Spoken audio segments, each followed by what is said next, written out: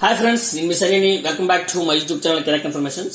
Train Tatkal టికెట్లకు సంబంధించి ఒక కీలక అప్డేట్ వచ్చిందండి. ఆ కీలక అప్డేట్ ఏంటంటే కేవలం ఆధార్ ధృవీకరణ ఉన్న వ్యక్తులే జూలై 1 నుంచి తత్కాల్ టికెట్ల బుకింగ్ చేసుకునే అవకాశం కల్పిస్తున్నట్లు రైల్వే శాఖ ప్రకటించిందండి.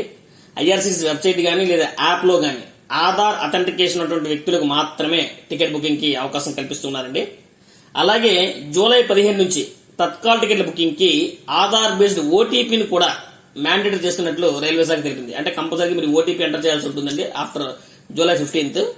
అంతేకాకుండా రైల్వే శాఖ చెందినటువంటి టికెట్ బుకింగ్ కౌంటర్స్ గానీ లేదా ఆథరైజ్డ్ ఏజెంట్స్ కూడా తత్కాల్ టికెట్ బుక్ చేయాలంటే ఖచ్చితంగా వ్యక్తుల యొక్క మొబైల్కి వచ్చే ఓటీపీని ఎంటర్ చేయాల్సిందే.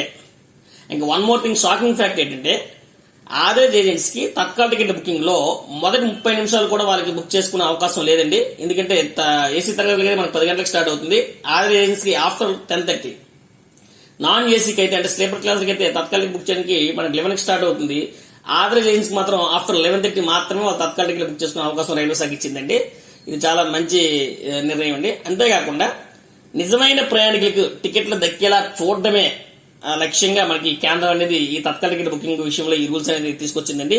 సో మరి ఈ రైల్వే శాఖ తీసుకొచ్చినటువంటి ఈ రూల్స్ పై మీరేమంటారు మాకు కామెంట్ చేయండి.